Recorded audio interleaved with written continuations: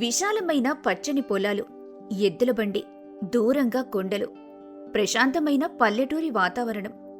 ఇది కృష్ణమ్మ తీరాన ఉన్న అందమైన రామేశ్వరం అనే పల్లె. ఆ పల్లెలో అత్యంత ఆస్తి ఉన్న ఒక జమీందారు ఉన్నాడు. అతనే రామయ్య. 25 ఎకరాల పొలం, పెద్ద ఇల్లు, 5గురు పనివాళ్లు. ఇంట్లో అన్ని రకాల విలాసవంతమైన సదుపాయాలు ఉన్నాయి. కాని మనసు మాత్రం చిన్నది, అపారమైన పిసినారితనం. అదే పల్లెలో కష్టాన్ని నమ్ముకొని బతికే చిరు రైతు గోపాలున్నాడు. గోపాల్కి ఉంది 2 ఎకరాల పొలమే అయినా మంచి మనసుతో 10 మందికి సహాయపడే గుణంలో అతను శ్రీమంతుడు. ఒకరోజు రామయ్య తన పెద్ద ఇంట్లో కూర్చొని డబ్బు లెక్క పెడుతూ ఉండగా తన ఇంటి ముందు దారిలో చిరిగిన దుస్తులతో ఆందోళనగా తన మనసులో ఇలా అనుకుంటూ గోపాల్ నడుచుకుంటూ వెళ్తుంటాడు. ఊరి దేవుడా, ఇదేం కష్టమొచ్చి పడింది నాకు. నా బిడ్డకేమో జ్వరం తగ్గడం లేదు, చేతిలో చూస్తే చిల్లిగవ్వలేదు.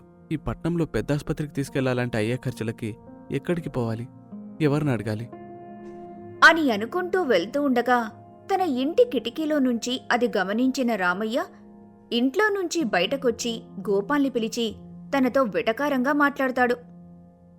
ఏమయ్యా గోపాల్, అంత హడావిడిగా ఎటు పరిగెడుతున్నావు? పొలం పనులేమైనా ఆటకెక్కాయా ఏంటి? నీ ముఖం చూస్తే ఏదో తేడాగా ఉందే అని అనగానే గోపాల్ తన చేతులు కట్టుకుని ఎంతో వినయంగా తనతో ఇలా అంటాడు. రమయ్య గారు, మీకు దండం పెడతాను. నేను చాలా పెద్ద ఆపదలో ఉన్నాను. నా ఒక్కగానొక్క కూతురికి ఒంట్లో బాగలేదు. జ్వరంతో మంచం పట్టి మూసిన కన్ను తెరవడం లేదు. ఈ ఊరి వైద్యం తనకి సరిపోవడం లేదు. తక్షణమే తనను పట్నం తీసుకెళ్లాలి. పెద్దాసుపత్రిలో పరీక్షలు చేయించాలి. దానికి 10,000 రూపాయలు ఖర్చవుతుంది. దయచేసి ఆ మొత్తాన్ని నాకిప్పిస్తే మీరు నాకు చాలా పెద్ద మేలు చేసిన వాళ్ళవుతారు. 10,000? ఓహో, ఎంత ధైర్యం నీకు? నా దగ్గర అడుక్కోవడానికి వచ్చావా? నేను దానం చేసే ధనవంతుణ్ణి కాను. అడుక్కోవడం లేదండి, అప్పడుగుతున్నాను. అందుకుగాను నా 2 ఎకరాల పొలం పత్రాలు మీకు హామీగా ఇస్తాను. పంట పండగానే పైసా వడ్డీతో సహా తిరిగిచ్చేస్తాను. మీరు ఈ విషయంలో నన్ను నమ్ముకోవచ్చు. ఛీ, నీ 2 ఎకరాల చిట్టెలక పొలమా? దాంతో నాకేం ప్రయోజనం? చూడు, నువ్వు నాకు డబ్బు తిరిగిచ్చేలా కనబడట్లేదు. పోపో, ఇక్కడికి ఇంకోసారి డబ్బుల గురించి వచ్చావో నా పనివాళ్లతో కొట్టిస్తా, జాగ్రత్త. ఇంకోసారి నీ దరిద్రమైన ముఖం నాకు కనబడకూడదు అని అంటూ రామయ్య కోపంగా లోపలికి వెళ్ళిపోతాడు. ఇక చేసేదేమీ లేక గోపాల్ దీనంగా అక్కడ్నుంచి వెళ్ళిపోతాడు. అలా తను ఊరిలో ఎవ్వరినడిగినా తనకు కావాల్సిన డబ్బు సమకూరదు. దాంతో అతని కళ్లల్లో ఆవేదన, నిస్సహాయత కనిపిస్తాయి. అలా బాధతో ఏడుస్తూ తన మనసులో ఇలా అనుకుంటాడు. అయ్యో దేవుడా, ఈ ధనవంతుల మనస్సు ఇంత చిన్నదా? కష్టంలో ఉన్నవారికి కనీసం మాట సాయం కూడా చేయలేరా? ఇప్పుడు నేనేం చేయాలి? ఎక్కడికి పోవాలి? నా బిడ్డ ప్రాణం ఏం కావాలి అని అనుకుంటూ గోపాల్ ఇంటికొస్తాడు. ఇంట్లో తన భార్య కౌసల్య బిడ్డకు సపర్యలు చేస్తూ ఉంటుంది. గోపాల్ దిగులుగా గుమ్మం దగ్గరే కూర్చుంటాడు. అది గమనించిన కౌసల్య తన దగ్గరికి వచ్చి ఇలా అంటుంది. ఏవండి, ఏమైంది? ఊర్లో ఎక్కడైనా డబ్బు సర్దుబాటయిందా? పాపను పెద్దాసుపత్రికి తీసుకెళ్దామా? బిడ్డకు వళ్ళు కుంపటిలా కాలిపోతుందండి. పదండి, వెంటనే బయలుదేరదాం. కావలసినవన్నీ సర్దమంటారా? లేదు కౌసల్య, ఎక్కడ అప్పు పుట్టలేదు. డబ్బులివ్వకపోగా తిరిగి అగౌరవపరిచి అవమానపరిచి పంపించారు. ధనవంతులనే అహంకారం, లోకమంటే తమే అన్న భ్రమలో బతుకుతున్నారు. మనం గతిలేని వాళ్ళం కదా, అందుకే మనలాంటి పేదవాళ్ల కష్టమంటే వాళ్ళకి చిన్నచూపు. అయ్యో, ఏం చేద్దామండి? పట్నం పోవడానికి ఒక్కరోజు ఆలస్యమైనా మన బిడ్డకి ఆరోగ్యం మరింతగా క్షీణిస్తుంది. ఆ పట్నం వైద్యం ఖరీదు ఎక్కువ. పోనీ మన దగ్గరున్న ఆ కాస్త బంగారాన్ని అమ్మేద్దామా? వద్దు కౌసల్య, అదే నీ తల్లి జ్ఞాపకం. అదే మనకు ఆఖరి ఆధారం. ముందా వడ్డీ వ్యాపారి చిన్నయ్య దగ్గరికి వెళ్ళి వస్తాను. వాడు కాస్త వడ్డీ ఎక్కువ తీసుకున్నా మనిషి మంచివాడు. ఇప్పుడో పోయి మాట్లాడి వస్తాను. నువ్వు ధైర్యంగా ఉండు అని చెప్పి గోపాల్ పొలం పత్రాలు పట్టుకొని వడ్డీ వ్యాపారి చిన్నయ్య ఇంటికి వెళ్తాడు. చిన్నయ్య గోపాల్ బాధను సానుభూతితో విని తనతో ఇలా అంటాడు. చూడు గోపాల్, నీ బాధ నాకు అర్థమైంది. ముందు నీ బిడ్డ ఆరోగ్యం ముఖ్యం. ఇప్పుడు మాత్రం ఈ డబ్బులు తీసుకుపో. వడ్డీ గురించి ఆలోచించకు. నాకు వచ్చే నెలాఖరు వరకు తిరిగి చాలు. ఇప్పటి వరకు నేను ఈ పత్రాల్ని హామీగా పెట్టుకుంటాను. అవకాశం దొరికింది కదా అని ఎక్కువ వడ్డీ వసూలు చేసి ఆపదలో ఉన్న నీకు అన్యాయం చేయను. నువ్వేమి కంగారు పడకు. నీ మంచి మనసుకంతా మంచి జరుగుతుంది. ఆ మాటలకు గోపాల్ కన్నీళ్లు పెట్టుకుంటూ ఇలా అంటాడు. చిన్నయ్య, నీ రుణం ఎప్పటికీ మర్చిపోలేను. నువ్వు దేవుడివి. నా కూతురికి నయం కాగానే వచ్చే పంట అమ్మి నీ అప్పు తీర్చుకుంటాను. అని చెప్పి గోపాల్ డబ్బు తీసుకుని తన కూతుర్ని చికిత్సకి పెద్దోస్పత్రికి పట్నం తీసుకుని వెళ్తాడు. దేవుడి దయవల్ల కొన్ని రోజుల చికిత్స తర్వాత తన బిడ్డ కోలుకుంటుంది. గోపాల్, కౌసల్య ఎంతో సంతోషంగా తనని తీసుకుని ఊరికి తిరిగొస్తారు. గోపాల్ ఇంకా కౌసల్య చిన్నయ్య ఇంటికి వెళ్లి వారికి ఆపదకాలంలో సమయానికి అతను చేసిన సహాయానికి కృతజ్ఞతలు చెప్పుకుంటారు. ఆ తర్వాత కొంతకాలం గడుస్తుంది. వర్షాలు బాగా కురిసి పంటలు బాగా పండుతాయి. గోపాల్ వచ్చిన పంటనమ్మి తన అప్పు తీర్చుకుంటాడు. ఇదిలా ఉండగా అక్కడ రామయ్య 25 ఎకరాల్లో పండిన వరి పంట చేతికొస్తుంది. అది చూసి రామయ్య తన సంపాదన మరింతగా పెరగబోతుందని ఎంతో గర్వపడతాడు. కాని సమయం ఎప్పుడూ ఒకేలా ఉండదు. అది మారుతుంటుంది. అలాగే మనుషుల తలరాతలు కూడా మారుతాయి. విధి ఎవ్వరినీ వదలదు. ఒక రాత్రి సమయం పెద్ద గాలి వీస్తూ ఉంది. రామయ్య ధాన్యం నిల్వ చేసిన పెద్ద వాము దగ్గర ఏదో కదులుతున్న శబ్దం వినిపిస్తుంది. అది గమనించిన రామయ్య అక్కడికి వెళ్లి చూస్తాడు. కాని అక్కడ ఏమీ ఉండదు. తిరిగి వచ్చి తన పనివాడితో ఇలా అంటాడు. ఒరే వెంకన్న, ఆ ధాన్యం మాము దగ్గర జాగ్రత్త చూసుకో. అసలే రాత్రిపూట దొంగలు పడే ప్రమాదం ఉంది. గుర్తుంచుకో, అటు పక్కకెళ్ళి బీడి కాల్చావో నీ తోలు తీసి చెప్పులు కుట్టించుకుంటాను. జాగ్రత్త. అదంతా నా కష్టార్జితం. సరేనండి, మీరు చెప్పినట్టుగానే కంటిపై రెప్ప వేయకుండా కాపలా కాస్తాను. మీరు నిశ్చింతగా వెళ్ళిరండి అయ్యా అని చెప్పగానే రామయ్య అక్కడ్నుంచి ఇంటికి వెళ్ళిపోతాడు. పనివాడు చలిమంట వేసుకుని కాపలా కాస్తూ కాస్తూ నిద్రలోకి జారుకుంటాడు. ఇంతలో ఆ చలిమంటలోని ఒక నిప్పురవ్వ ఎగిరొచ్చి ఆ వాముపై పడి ఆ ధాన్యం వామంతా మంటంటుకుంటుంది. మంటలు అమాంతం ఆకాశాన్ని తాకుతాయి. అది గమనించిన చుట్టుపక్కల ఊరివాళ్ల ద్వారా సమాచారం అందుకున్న రామయ్య భయంతో పరుగులు పెడుతూ అక్కడికొస్తాడు. తను వచ్చేసరికి మంటలు చెలరేగుతూ ఉంటాయి. అప్పుడది చూసిన రామయ్య ఆందోళనతో తన గుండెలు బాదుకుంటూ అరుస్తూ ఉంటాడు.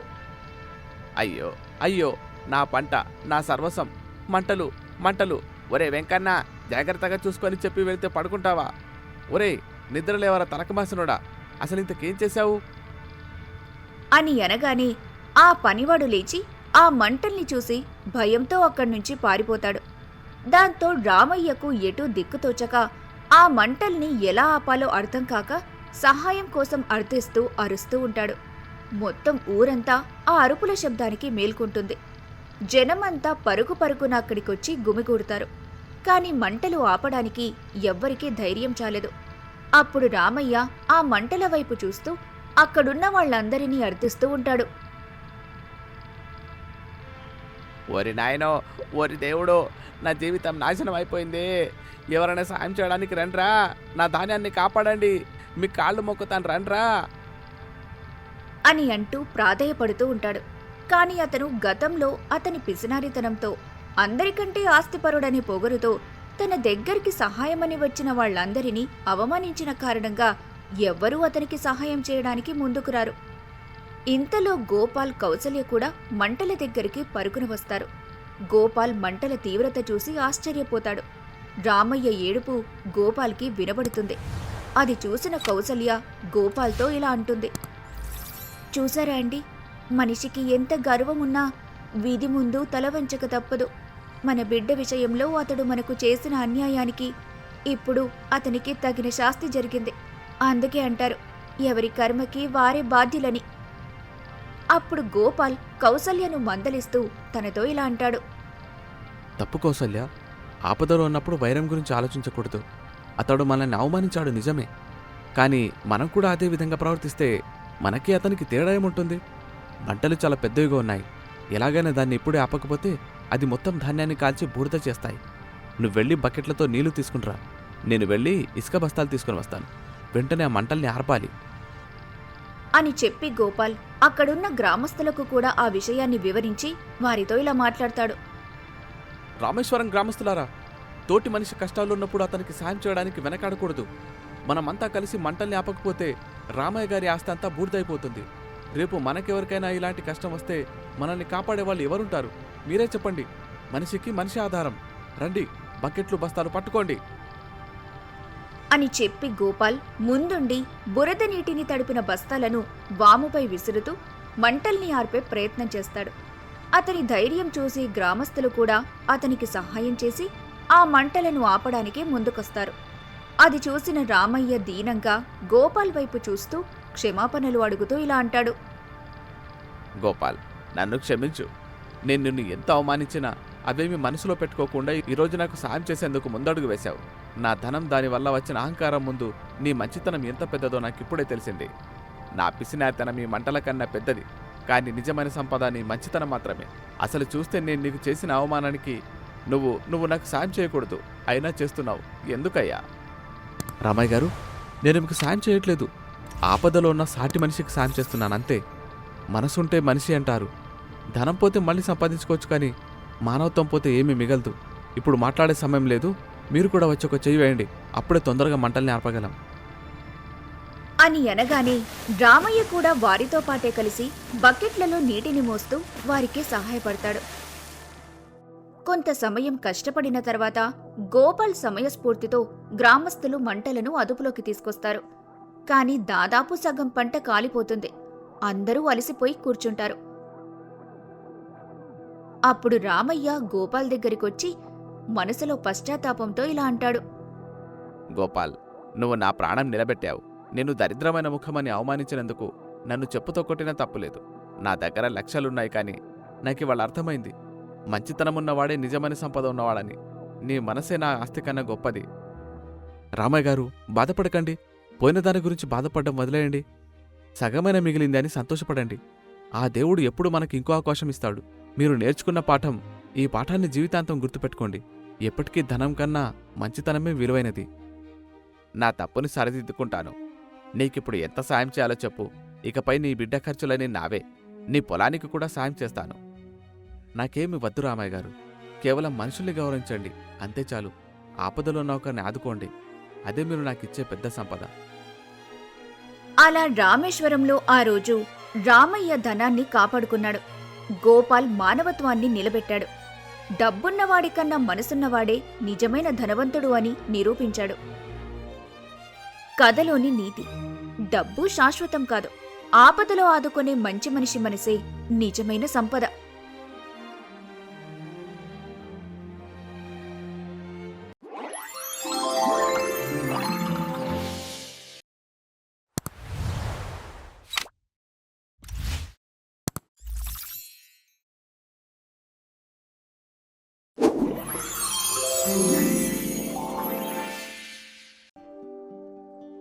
అనగనగా శ్రీపురం అనే గ్రామంలో రామయ్య అనే రైతు ఉండేవాడు. రామయ్యకు ఉన్నదల్లా 1 ఎకరం పొలం మాత్రమే. అయినా మనసు మాత్రం ఆకాశమంత విశాలమైంది. అతిథి దేవోభవ అనే నమ్మే రకం. కాని కాలం కలిసిరాక వరుస కరువుల వల్ల తినడానికి తిండి గింజలు కూడా లేని దయనీయ స్థితికి చేరుకున్నాడు. ఒకరోజు రామయ్య భార్య సావిత్రి ఇంట్లో నుంచి తన కన్నీళ్లు తుడుచుకుంటూ బయటకొచ్చి ఇంటి అరుగుపై కూర్చున్న తన భర్త రామయ్యతో ఇలా అంటుంది. ఏవండి, ఇంట్లో ఒక్క బియ్యం గింజ కూడా లేదు. నిన్నటి నుంచి మనం పస్తులతోనే ఉన్నాం. కనీసం మన ఆవు గౌరికి పెట్టడానికి దానా కూడా లేదు. దాన్ని చూస్తుంటే నాకు గుండె తరుక్కుపోతోంది. ఆ మాటలకు రామయ్య నిట్టూరుస్తూ ఇలా అంటాడు. ఏం చేయను సావిత్రి, ఆ దేవుడు మనకింకా ఏ పరీక్ష పెట్టాలని అనుకుంటున్నాడు? ఆ జమీందారు నాగభూషణం గారి దగ్గర చేసిన అప్పు తీర్చకపోతే రేపు మనకున్న ఆ 1 ఎకరం పొలాన్ని కూడా లాగేసుకుంటానన్నాడు. ఆ పొలం పోతే మనం ఇక బ్రతికుండి కూడా వ్యర్థమే. ఆ దేవుడే ఏదో ఒక దారి చూపించాలండి అని అనుకుంటూ వారిద్దరూ వారి పరిస్థితిని తలుచుకుంటూ బాధపడుతూ ఉంటారు. అలా కొంతకాలం గడుస్తుంది. ఒకరోజు మండుటెండలో ఒక ముసలి సాధువు కర్ర సాయంతో రామయ్య ఇంటి ముందుకొస్తాడు. ఆయన దాహంతో సొమ్మసిల్లి పడిపోతాడు. నీరసంగా ఇలా కలవరిస్తూ ఉంటాడు. దాహం, దాహం, ఎవరైనా కాస్త మంచినీళ్ళు ఉంటే ఇవ్వండి బాబు, దాహం. అది గమనించిన రామయ్య పరుగున వెళ్లి సాధువును పైకి లేపి తీసుకొచ్చి తన ఇంటి ముందున్న అరుగుపై కూర్చోబెడతాడు. అయ్యో స్వామి, ఏం జరిగింది? అలా కింద పడిపోయారు? ఇట్రండి, ఇలా కూర్చోండి. సావిత్రి, సావిత్రి, వెంటనే ఒక చెంబులో మంచినీళ్లు తీసుకునిరా. అని అంటాడు. అప్పుడు సావిత్రి ఇంట్లో నుంచి ఒక చెంబులో మంచినీళ్లు తెచ్చి ఇస్తుంది. సాధువు నీళ్లు తాగి సేద తీరుతాడు. ఆ తర్వాత వాళ్లతో మాట్లాడతాడు. పుణ్యం పురుషోత్తమా, ఆకలితో నా ప్రాణం పోయేలా ఉంది నాయనా. కాస్తంత అన్నముంటే పెట్టగలవా? 3 రోజుల నుండి కడుపులో మెతుకుపడలేదు. ఆ మాటలు విన్న రామయ్య, సావిత్రి ఒకరి ముఖమొకరు చూసుకుంటారు. తమ దగ్గరే ఏమీ లేదని చెప్పడానికి వారికి మనసు రాదు. అప్పుడు సావిత్రి రామయ్యను పక్కకు పిలిచి తనతో మెల్లిగా ఆ సాధువుకు వినిపించకుండా గుసగుసలాడుతుంది. ఏవండి, ఇంట్లో ఉన్నది గుప్పెడు అటుకులు మాత్రమే. అవి మనం తిన్నా ఆకలి తీరదు. కనీసం ఈ స్వామికైనా పెడదాం. దాంతో ఆయన ఆకలైనా తీరుతుందేమో. సరిగ్గా నువ్వు కూడా నా మనసులో మాటే చెప్పావు సావిత్రి. వెళ్ళి తొందరగా తీసుకురా అని అనగానే ఇంటి లోపలికి వెళ్లి సావిత్రి ఆ అటుకులను నీళ్లల్లో నానబెట్టి కాస్త బెల్లముంటే వేసి సాధువుకు పెడుతుంది. సాధువు తృప్తిగా తింటాడు. తిన్న తర్వాత సాధువు ముఖంలో ఒక దివ్యమైన తేజస్సు కనిపిస్తుంది. ఆయన ఒక చిన్న పాత చెక్క పెట్టెను తీసి తన చేతిలో పట్టుకుని వారితో ఇలా అంటాడు. నాయనా, మీ పేదరికంలోనూ ఇంతటి దానగుణమున్న మిమ్మల్ని చూసి నా మనసు నిండిపోయింది. మీరు నాకు చేసిన సహాయానికి మీ కష్టాలు తీరాల్సిన సమయం వచ్చింది. ఇదిగో ఈ పెట్టెని తీసుకోండి అని అంటూ ఆ పెట్టెను రామయ్యకిస్తాడు. రామయ్య ఆ పెట్టెను తీసుకుని ఆశ్చర్యంగా చూస్తూ సాధువుతో ఇలా అంటాడు. ఏంటి స్వామిది? ఇది అక్షయ పేటిక. కాని దీన్ని తెరవడానికి ఒక నియమం ఉంది. సరిగ్గా వచ్చే పౌర్ణమి రాత్రి చంద్రుడి వెన్నెల దీనిమీద పడినప్పుడు మాత్రమే దీన్ని తెరవాలి. అప్పుడే మీ అదృష్టం పడుతుంది. ఈలోపు అత్యాశతో దీన్ని తెరిస్తే ఇందులో ఉన్నది బూడిదగా మారిపోతుంది. జాగ్రత్త అని చెప్పి సాధువు అక్కడ్నుంచి మాయమైపోతాడు. వారి కంటి ముందు ఏం జరుగుతుందో అర్థం కాక ఆశ్చర్యంతో రామయ్య, సావిత్రి ఆ పెట్టెను ఇంట్లోకి తీసుకెళ్లి దేవుడి గదిలో దాస్తారు. ఈ విషయం రామయ్య అంటే పడని పక్కింటి సుబ్బయ్య ద్వారా ఆ ఊరి జమీందారైన నాగభూషణానికి తెలుస్తుంది. అప్పుడు ఆ జమీందారు ఆశ్చర్యం, అసూయతో వికృతంగా నవ్వుతూ ఇలా అంటాడు. హహహ, ఆ బిచ్చగాడు రామయ్యకు అక్షయ పేటిక. వాడి తలరాతకు చిప్పకూడే గతి. ఆ పెట్టె నా చేతికి రావాలి. అది నా ఆస్తిలో కలవాలి. కాని దొరా, వాడు దాన్ని మీకెందుకిస్తాడు? వాడివ్వడు, నేనే తీసుకుంటాను. వాడికున్న అప్పును అడ్డం పెట్టుకుని ఆడిస్తాను చూడు వాణ్ణి ఒక ఆట అని అంటూ వికృతంగా నవ్వుతాడు. ఆ మరుసటి రోజు జమీందారు నాగభూషణం తన మనుషులతో రామయ్య ఇంటికి వస్తాడు. వెంటనే తన అప్పు తీర్చమని అతన్ని ఇబ్బంది పెడతాడు. అప్పుడు రామయ్య జమీందారి కాళ్లా వేళ్లా పడుతూ ఇలా అంటాడు. దొరగారు, మీకు పుణ్యముంటుంది. నాపై దయ ఉంచి మరో వారం గడువివ్వండి. ఎలాగైనా మీ బాకీ తీర్చేస్తాను. గడువు లేదు, గడువు లేదు. ఈ క్షణమే నా వడ్డీతో సహా 500 వరహాలిస్తావా? లేక ఈ ఇల్లు, ఆ పొలం నా సొంతం చేసుకోమంటావా? అయ్యో దొర, ఈ ఇల్లు పోతే మేము ఎక్కడ తలదాచుకోవాలి? మా మీద దయ చూపండి. సరేలే, మీ పరిస్థితి చూస్తుంటే నాక్కూడా పాపం అనిపిస్తోంది. నాకో వార్త తెలిసింది. ఆ మధ్య ఎవరో సాధువు మీకు ఒక పెట్టె ఇచ్చాడట కదా. ఆ పెట్టె నాకిచ్చేయండి. దానికి బదులుగా మీ అప్పు మొత్తం మాఫీ చేస్తాను. పైగా ఇల్లు, పొలం మీకే రాసిస్తాను. ఆ మాటలకు ఉలిక్కిపడి ఆశ్చర్యపోతూ రామయ్య నాగభూషణాన్ని బతిమాలుతూ ఇలా అంటాడు. వద్దు దొరా, అది మాకు దైవమిచ్చిన వరం. దాన్నివ్వలేము. అయితే నీ ఇష్టం. మర్యాదగా రేపటికల్లా ఇల్లు ఖాళీ చేయండి. లేదా నేనే వచ్చి నా మనుషులతో మిమ్మల్ని ఇంట్లో నుంచి బయటకు లాగి మీ బతుకుల్ని వీధిన పడేలా చేస్తాను. జాగ్రత్త. ఆ జమీందారు మాటలకు రామయ్య ఆలోచనలో పడతాడు. భార్య వైపు, ఇంటివైపు చూస్తాడు. అప్పుల బాధ కంటే ఆ పెట్టెనివ్వటమే మేలు అనుకుంటాడు. అప్పుడు తను ఇలా అంటాడు. సరే దొరా, మా బ్రతుకులు ముఖ్యం. ఆ పెట్టేదో మీరే తీసుకోండి. మా అప్పు పత్రాలు మాకిచ్చేయండి చాలు అని అంటూ రామయ్య కన్నీళ్లతో ఆ పెట్టెను నాగభూషణానికిస్తాడు. నాగభూషణం ఆనందంతో ఆ పెట్టెను తీసుకుని అప్పు పత్రాలను చింపివేసి వెళ్ళిపోతాడు. అది చూసిన రామయ్య మరియు సావిత్రులు ఇలా అయినా తమ అప్పుబాధ తీరిందని సంతోషపడతారు. కాని నాగభూషణం మాత్రం తనకు అంతులేని సంపాదన రాబోతుందని సంతోషపడుతూ ఆ పెట్టెను తీసుకుని తన ఇంటికి వెళ్ళిపోతాడు. అలా కొన్ని రోజులు గడుస్తాయి. ఇంకా పౌర్ణమికి 2 రోజుల సమయముంది. జమీందారు రాత్రి సమయం తన మేడలో కూర్చొని నాగభూషణం ఆతృతగా ఆ పెట్టెవైపు చూస్తూ తన మనసులో ఇలా అనుకుంటాడు. ఆ సాధువుగాడేదో చెప్పాడు, పౌర్ణమి వరకు ఆగమని. అదంతా వట్టి బూటకమై ఉండొచ్చు. ఈ పేదవాళ్లకంత తొందరగా దక్కకూడదని అలా చెప్పుంటాడు. నాలాంటి జమీందారుకు ముహూర్తాలతో పనిలేదు. ఇప్పుడే దీన్ని తెరిచి ఇందులో ఉన్న వజ్రవైఢూర్యాలను చూస్తాను అని అనుకుంటూ నాగభూషణం బలవంతంగా ఆ పెట్టె మూత తీస్తాడు. వెంటనే అందులో నుండి దట్టమైన నల్లటి పొగ వస్తుంది. ఆ పొగలో నుండి వేల కొద్ది కందిరీగలు, తేనెటీగలు బయటికి వచ్చి అతన్ని కొడుతూ ఉంటాయి. అప్పుడు ఆ బాధకు అతను అరుస్తూ ఇలా అంటాడు. అమ్మో, ఏంటిది? ఏంటివి? కాపాడండి, కాపాడండి! వజ్రాలు లేవు, వైడూర్యాలు లేవు, అన్ని పురుగులే! కాపాడండి, కాపాడండి, కాపాడండి, కాపాడండి, కాపాడండి! అని అరుస్తూ ఆ జమీందారు తేనెటీగలు నాగభూషణం ముఖమంతా కుట్టేస్తాయి. అతను నొప్పితో గంతులు వేస్తూ పెట్టెను కింద పడేస్తాడు. గట్టిగట్టిగా అరుస్తూ ఉంటాడు. ఆ అరుపులు విని తన ఇంట్లో ఉన్న నౌకర్లు పరిగెత్తుకుంటూ అక్కడికి వస్తారు. ఒరేయ్, ఆ రామయ్య నన్ను మోసం చేశాడు. ఈ పెట్టెలో తేనెటీగల్ని పెట్టి నాకు అట్టగట్టాడు. తీసుకెళ్లి ఆ పెట్టెను వాడి మొహాన కొట్టండి. వాడినిప్పుడే ఊరు నుండి వెళ్ళగొట్టండి. ఆ మాటలు వినగానే తన నౌకర్లు కోపంతో ఆ పెట్టెను తీసుకొచ్చి రామయ్య ఇంటి ముందు విసిరేస్తారు. జమీందారుకి జరిగిన శాస్తి గురించి ఊరంతా చెప్పుకుంటారు. ఒరే రామయ్య, మా దొరగారి ప్రాణం తీయాలనుకున్నావా? ఇదిగో నీ శని పెట్టే. దీన్ని తీసుకొని ఈ రాత్రి ఊరు విడిచిపో, లేదంటే తెల్లారిసరికి మీ ప్రాణాలు దక్కవు అని అనగానే రామయ్య, సావిత్రి భయంతో కింద పడిన ఆ పెట్టెను తీసుకుంటారు.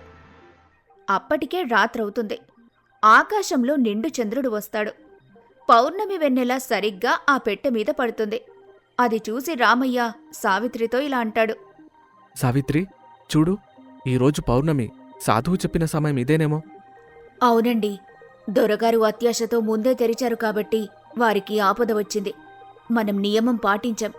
ఇప్పుడు తెరిచి చూడండి అని సావిత్రి అనగానే రామయ్య ఎంతో భక్తితో దండం పెట్టుకుని ఆ పెట్టెను తెరుస్తాడు. ఈసారి అందులో నుండి పెట్టె నిండా బంగారు నాణేలు, నవరత్నాలు తలతలా మెరుస్తూ ఉంటాయి. సావిత్రి, చూసావా? మన కష్టాలు తీరిపోయాయి. ఆ దైవం మన నిజాయితీని మెచ్చాడు. నిజమేనండి, దురాశ దుఃఖానికి చేటు అని దొరగారికి తెలిసొచ్చింది.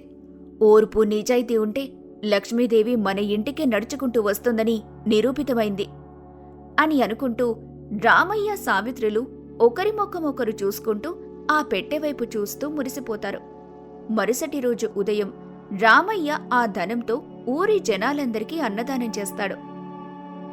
జమీందారు ముఖం వాచిపోయి బయటకు రాలేక సిగ్గుతో ఇంట్లోనే ఉండిపోతాడు. అలా రామయ్య దంపతులు ఆ ధనంతో తమ కష్టాలే కాకుండా ఊరిలో ఉన్న పేదవారి కష్టాలను కూడా తీర్చారు. కాని జమీందారు నాగభూషణం మాత్రం తన అత్యాశ వల్ల ఉన్న పరువును, ఆరోగ్యాన్ని పోగొట్టుకున్నాడు.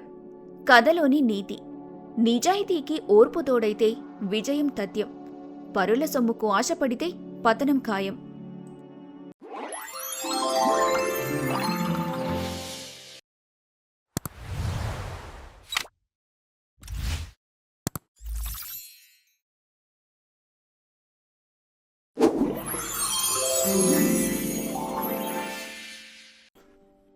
అనగనగా రాజవరం అనే పల్లెటూరు. ఆ ఊరి చివరన గౌరమ్మ అనే ఒక వృద్ధురాలు ఉండేది. ఆమెకు తోడుగా తన మనవడు శివయ్య మాత్రమే ఉండేవాడు. కొడుకు కోడలు ప్రమాదంలో పోతే ఆ పసివాణ్ణి ఈ ముసలి చేతులతో సాగుతోంది. కాని విధి చిన్నచూపు చూసిందేమో. తినడానికి తిండి కూడా దొరకని పరిస్థితి వారిది. ఇదిలా ఉండగా ఒకరోజు ఉదయాన శివయ్య తన బామ్మ దగ్గరకొచ్చి ఇలా అంటాడు. బామ్మా, ఆకలేస్తుంది బామ్మా, అన్నం పెట్టు. అప్పుడు గౌరమ్మ అతన్ని ఓదారుస్తూ ఇలా అంటుంది.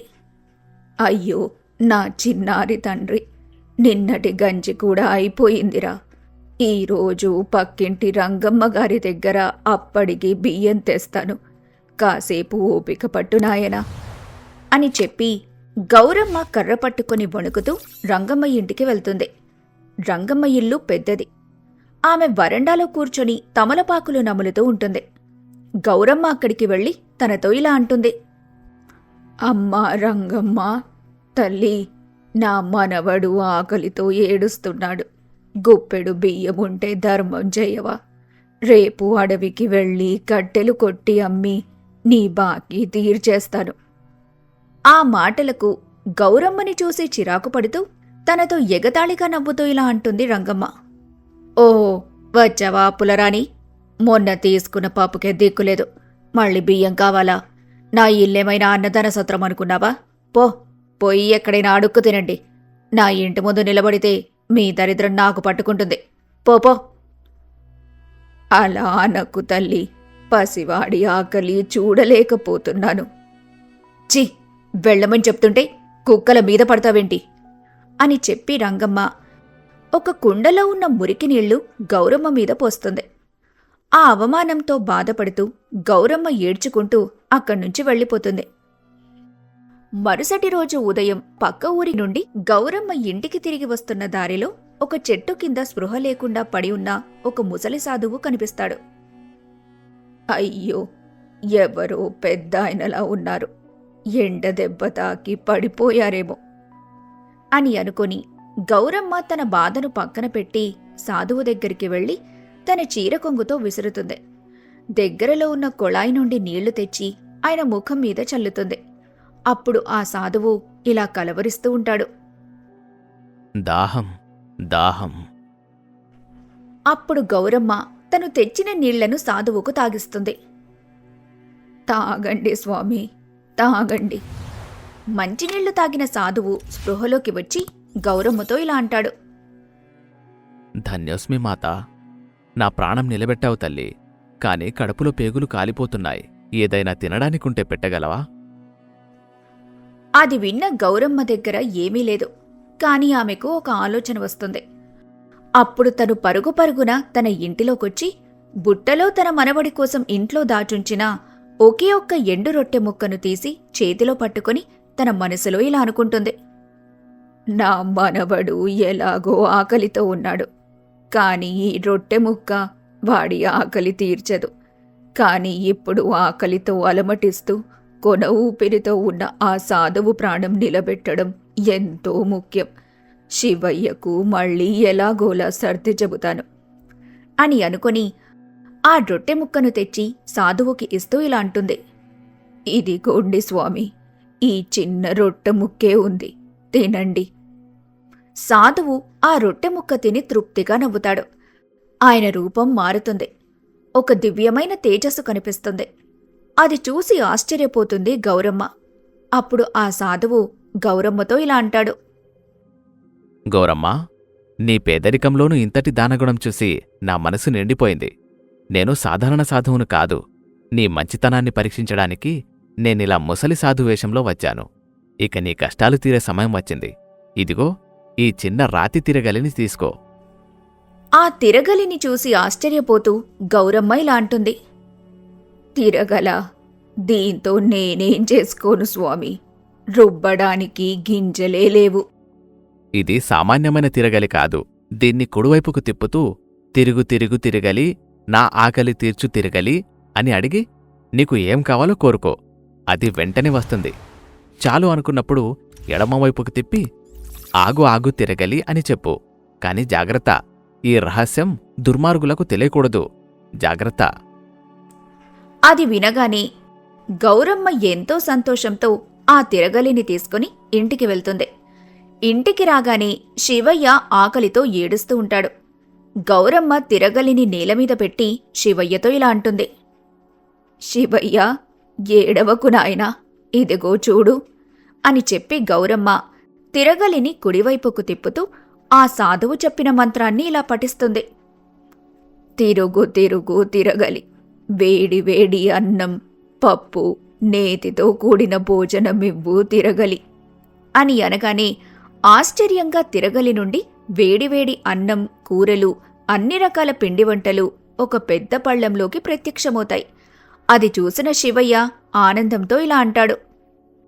బామ్మ బామ్మ, చూడు ఎన్ని రకాల తినుబండారాలున్నాయక్కడ, అద్భుతం కదా అని ఎంతో సంతోషిస్తూ శివయ్య తృప్తిగా ఆ భోజనాన్ని ఆరగిస్తాడు. అప్పుడు గౌరమ్మ ఆ తిరగలిని ఆపడానికి తిరుగుమంత్రం పఠిస్తుంది. ఆగు ఆగు తిరగలి అని అంటూ ఎడమవైపు తిప్పగానే ఆ తిరగలి ఆగిపోతుంది. ఆ రోజు నుండి గౌరమ్మ కరువు తీరిపోతుంది. ఆమె కేవలం తన కోసమే కాకుండా ఊర్లో ఆకలితో ఉన్న వాళ్లందరికీ అన్నదానం చేయటం మొదలు పెడుతుంది. ఆమె ఇల్లు ఒక అన్నదాన సత్రంలో మారుతుంది. ఈ విషయం రంగమ్మకు తెలుస్తుంది. ఆమె అసూయతో రగిలిపోతూ ఉంటుంది. గౌరమ్మకు ఇదంతా ఎలా సాధ్యపడిందని ఆశ్చర్యపోతూ తన ఇంటి కిటికీలో నుంచి చూస్తూ ఇలా అనుకుంటుంది. నిన్నటిదాకా అడుక్కు తిన్న ముసల్ది ఈరోజు ఊరందరికీ అన్నం పెడుతుందా? దీనికింత డబ్బెక్కడిది? ఖచ్చితంగా ఏదో మర్మముంది. నేను వెంటనే అదేంటో తెలుసుకోవాలి అని అనుకుంటూ ఒక రాత్రి రంగమ్మ దొంగతనంగా గౌరమ్మ ఇంటికి వెళ్తుంది. కిటికీలోంచి చూస్తుంది. అప్పుడు గౌరమ్మ తిరగలిని కుడివైపుకు తిప్పుతూ ఆ సాధువు చెప్పిన మంత్రాన్ని ఇలా పఠిస్తుంది.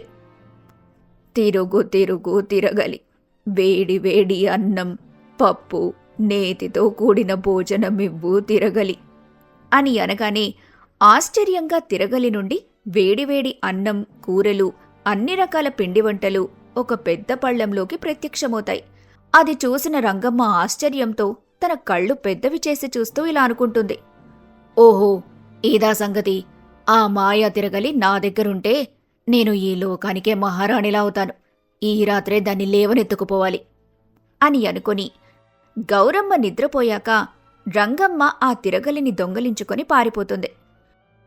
ఊరిలో ఉంటే తెలిసిపోతుందని ఒక పడవలో పక్క ఊరికి పారిపోవాలని నిర్ణయించుకుంటుంది. రంగమ్మ నది మధ్యలో పడవలో వెళ్తూ ఉంటుంది.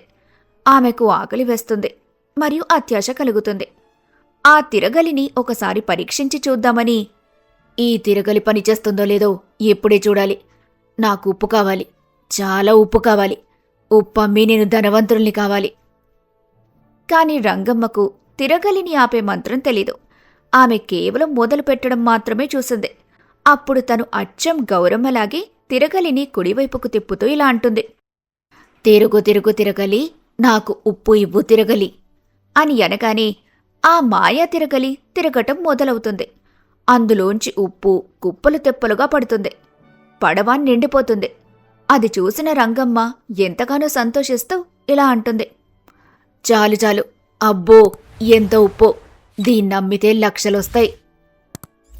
కాని తిరగలి ఆగదు. ఉప్పు వస్తూనే ఉంటుంది. పడవ బరువెక్కుతుంది. నీళ్లు లోపలికొస్తాయి. అది చూసి కంగారు పడుతూ భయంతో రంగమ్మ ఇలా గట్టిగట్టిగా అరుస్తుంది. ఏయ్ ఆగు, ఆగంటున్నాను కదా, తిరగలి ఆగు అని అరుస్తూ ఆమె తిరగలిని ఎడమవైపు తిప్పాలన్న విషయం తెలియక ఉప్పు ఇంకా ఎక్కువస్తుంది. అప్పుడు తను భయంతో ఇలా అంటుంది. బాబోయ్, మునిగిపోతున్నాను, కాపాడండి. గౌరమ్మ, నన్ను క్షమించు. అయ్యో, నా అత్యాశే నన్ను ముంచేస్తుంది. అలా పడవ బరువుకు తట్టుకోలేక నదిలో మునిగిపోతుంది. రంగమ్మ నీళ్లలో కొట్టుకుపోతుంది. తిరగలి కూడా నదిలో పడిపోతుంది. మరుసటి రోజు ఉదయం గౌరమ్మకు తిరగలిపోయిందని తెలుస్తుంది. కాని ఆమె బాధపడదు. అప్పుడు ఆ సాధువు మళ్లీ తన ముందు ప్రత్యక్షమై తనతో ఇలా అంటాడు. గౌరమ్మా, నీ తిరగలి దురాశపరుల పాలై నదిలో కలిసిపోయింది. బాధపడకు. నీ నిస్వార్థ సేవకు మెచ్చి నీకు శాశ్వతమైన ఐశ్వర్యాన్ని ప్రసాదిస్తున్నాను. నీ ఇల్లు ఎప్పటికీ ధాన్యంతో నిండి ఉంటుంది. ధన్యురాలిని స్వామి. నాకు నా మనవడికి కష్టం రాకుండా చూసుకుంటే చాలు. అత్యాశ నాకొద్దు. నాకున్న దానిలో నా మనవడిని చూసుకుంటూ 10 మందికి సహాయపడగలిగితే చాలు. స్వార్థం లేకుండా 10 మందికి పెట్టే చేతికి దేవుడు ఎప్పుడూ తోడుంటాడు. అదే అత్యాశతో పరుల సొమ్మును ఆశించేవారికి రంగమ్మలాంటి గతే పడుతుంది. అత్యాశ దుఃఖానికి చేటు. పరుల మేలు కోరేవారే నిజమైన ధనవంతులు.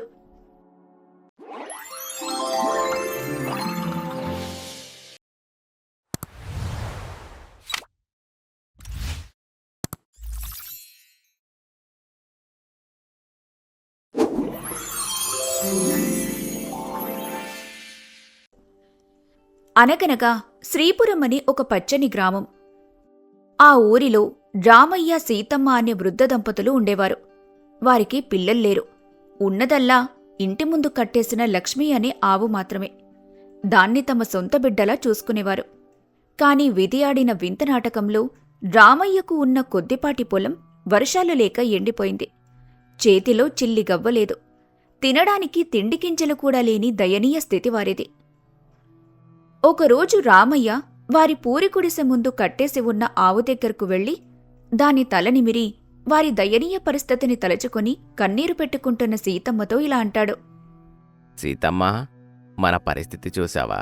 మనకు కడుపు మంట ఎంత ఉన్నా భరించగలం. కాని నోరులేని జీవం ఆకలిని చూస్తూ ఎలా ఉండగలం? మేత లేక లక్ష్మి ఎముకల గూడులా తయారైంది. పాలివ్వడం కూడా మానేసింది. అప్పుడు సీతమ్మ తన కంట్లో నుంచి కారుతున్న కన్నీరుని తుడుచుకుంటూ రామయ్యతో ఇలా అంటుంది. అవునండి, నిన్నటి నుంచి దానికి గుప్పెడు దానా కూడా వేయలేదు. మనల్ని నమ్ముకున్న ఈ గోమాతకు కడుపు నిండా తిండి పెట్టలేని బతుకు మనదొక బతుకేనా? ఎవరి దగ్గరైనా అప్పడుగుదామా? ఎవరిని అడుగుతాం సీతమ్మ? ఇప్పటికే ఊర్లో నలుగురి దగ్గర చేతి బదుళ్లు చేశాను. తీర్చే దారి లేక తల వంచుకుని తిరుగుతున్నాను. ఇప్పుడు కొత్తగా మనకు ఎవరు సాయం చేస్తారు? అని అనుకుంటూ వాళ్ళిద్దరూ బాధపడుతూ ఉండగా ఆ దారిన వెళ్తున్న అదే ఊరికి చెందిన వడ్డీ వ్యాపారి భూషణం వీరి మాటలు వింటాడు. అప్పుడతనికి ఒక దుర్మార్గపు ఆలోచన వస్తుంది.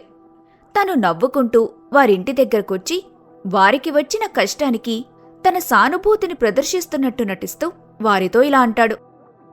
ఏం రామయ్య, ఏంటి ఆ మొహమలా పెట్టావు? ఏదో సమస్యలో ఉన్నట్టున్నావు.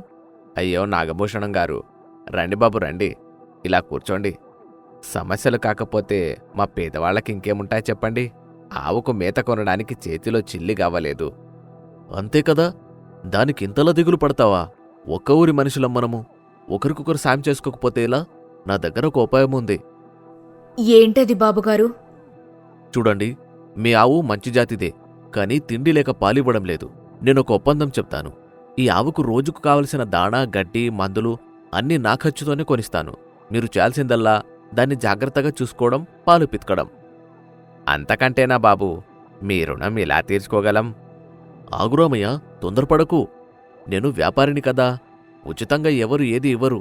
నా షరతేంటంటే, నేను పెట్టే ఖర్చు వల్ల ఆవు పాలిస్తుంది కాబట్టి ఆ పాలమ్మగా వచ్చిన డబ్బులో సగం నాకివ్వాలి, సగం మీరు తీసుకోవాలి. దీనికి ఒప్పుకుంటేనే దానం పంపిస్తాను. తప్పకుండా బాబు, సగం దక్కినా చాలు. మా ఆవు బతుకుతుంది, మా కడుపు నిండుతుంది. మీ ఒప్పందానికి మేము సిద్ధమే అని చెప్పి భూషణం నవ్వుతూ అక్కడ్నుంచి వెళ్ళిపోతాడు. రామయ్య దంపతులు ఇలా అయినా వారి కష్టాలు తీరుతాయని నమ్మి ఆ దేవుడికి దండం పెట్టుకుంటారు. అలా కొన్ని రోజులు గడుస్తాయి. భూషణం పంపే మంచి దాణా తిని ఆవు లక్ష్మి కళకళ్లాడుతుంది. సీతమ్మ, రామయ్య దాన్ని కంటికి రెప్పలా చూసుకుంటూ ఉంటారు. అలా ఆవు చాలా ఎక్కువ పాలు ఇస్తుంది. అలా వచ్చిన పాలని రామయ్య బజార్లో అమ్మి డబ్బులు ఇంటికి తెస్తాడు. భూషణమిచ్చిన దాణా, రామయ్య దంపతులు అలుపెరగని సేవ రెండూ తోడై ఆవు లక్ష్మి మునుపటి కంటే ఆరోగ్యంగా తయారైంది. కుండల కొద్దీ పాలివ్వటం మొదలుపెట్టింది. రామయ్య ఆ పాలను బజార్లో అమ్మి మంచి లాభాన్ని కళ్ళజూశాడు. అలా బజారుకు వెళ్లిన రామయ్య డబ్బుల సంచితో మోహంలో ఎంతో ఆనందంతో ఇంటికొచ్చి సీతమ్మతో ఇలా అంటాడు. సీతమ్మా, చూశావా? ఈ నెలలో ఆవు పాల మీద మనకి ఎంత లాభం వచ్చిందో. ఖర్చులన్నీ పోను చాలా డబ్బు మిగిలింది. ఒప్పందం ప్రకారం ఇందులో సగభాగం భూషణం గారికి చేసి మిగతా సగంతో మనం పాత అప్పులు తీర్చేద్దాం. నిజమేనండి, ఆ దేవుడు మన కష్టాన్ని చూసి ఈ అవకాశమిచ్చాడు. పదండి, భూషణం గారి ఇంటికి వెళ్దాం అని అనుకుని రామయ్య, సీత ఆ డబ్బు సంచి పట్టుకుని భూషణం ఇంటికి వెళ్తారు. భూషణం ఎంతో మురిసిపోతూ ఆ డబ్బును లెక్కపెట్టి వారితో ఇలా అంటాడు. ఓహో రామయ్య, ఈ నెల ఇంత లాభం వచ్చిందా? చాలా సంతోషం. అవును బాబుగారు, మీ దయ వల్ల మా బతుకులు బాగుపడ్డాయి. ఇదిగోండి, మాట ప్రకారం ఇందులో సగం మీరు తీసుకోండి, మిగతా సగం మాకివ్వండి. అప్పుడు భూషణం తన నిజస్వరూపాన్ని చూపిస్తాడు. వారికి పైసా కూడా ఇవ్వకుండా ఆ డబ్బు సంచిని మొత్తం తన బీరువాలో పెట్టి గట్టిగా అరుస్తూ వారితో ఇలా అంటాడు. సగమా? ఏ సగం? ఎవరికి సగం? ఈ డబ్బు మొత్తం నాదే. అదేంటి బాబుగారు అలా అంటారు? పాల లాభంలో సగం మాకిస్తానన్నారు కదా. మేము రేయింబవళ్ళు ఆవు చాకిరి చేశాం కదా. చాకరీ చేస్తే సరిపోతుందా? అసలు ఆవు పాలెందుకొచ్చింది? నేను పంపిన ఖరీదైన దానం తినడం వల్లే కదా. నా దానం లేకపోతే మీ ఆవు గడ్డిపోచ కూడా తినేది కాదు, చుక్క పాలు కూడా ఇచ్చేది కాదు. పెట్టుబడి నాది కాబట్టి లాభం కూడా నాదే. మీకు చిల్లిగవ్వ కూడా ఇవ్వను, పోండి. అయ్యో బాబుగారు, ఇది అన్యాయం. ముసలి వాళ్ళమయ్యా. ఆవు పెండ ఎత్తి దాన్ని కడిగి బిడ్డలా సాకిన మా కష్టానికి విలువలేదా? మా పొట్ట కొట్టకండి స్వామి. ఎక్కువ మాట్లాడితే ఉన్న ఆవును కూడా లాక్కుంటాను. మర్యాద ఇక్కడి నుంచి వెళ్ళిపోండి. అని చెప్పి భూషణం వాళ్ళని గెంటేస్తాడు.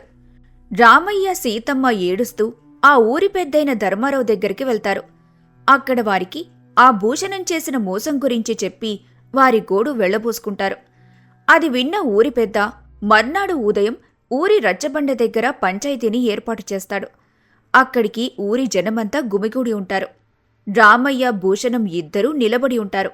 అప్పుడు సర్పంచ్ ధర్మారావు గంభీరమైన స్వరంలో భూషణంతో ఇలా అంటాడు. ఏం భూషణం, రామయ్య చెప్తున్నది నిజమేనా? ఒప్పందం ప్రకారం ఇవ్వాల్సిన డబ్బు ఇవ్వకుండా మొత్తం నీదే అంటున్నావట?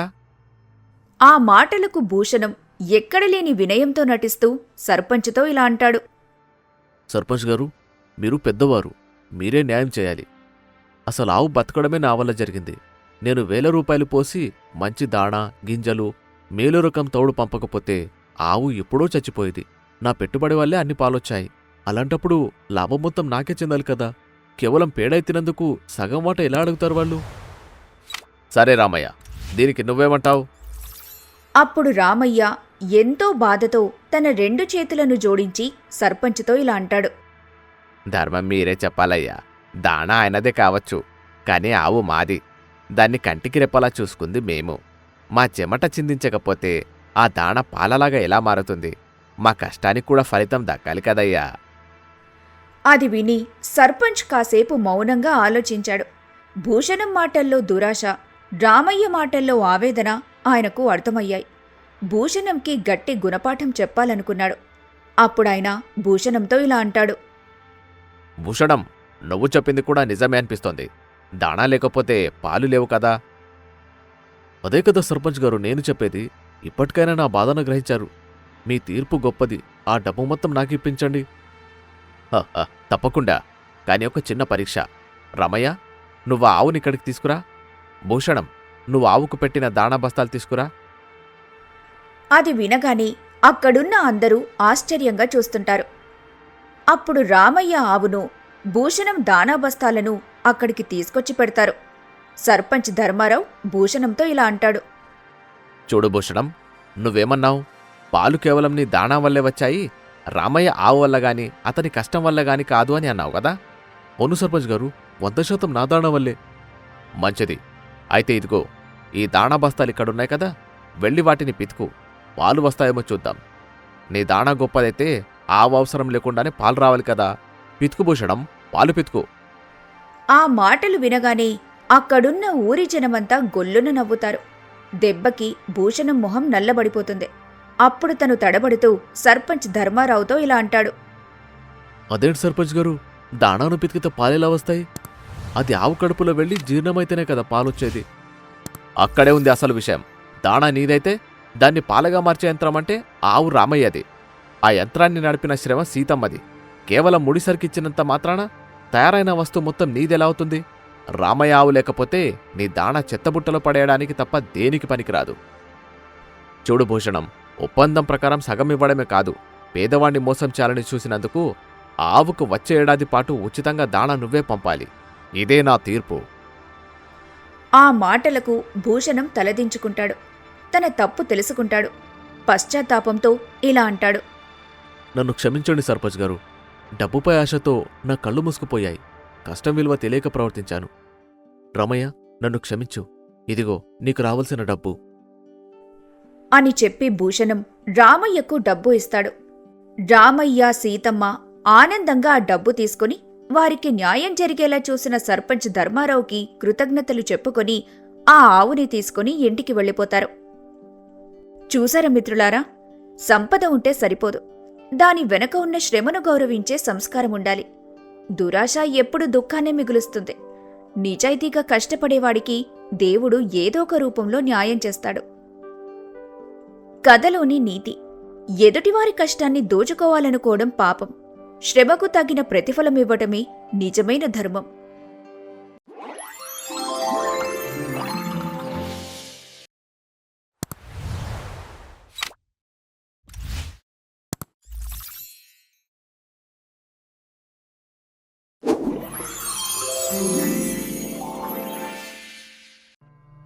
మనిషికి ఊపిరి ఆగిపోతే ప్రాణం పోతుంది.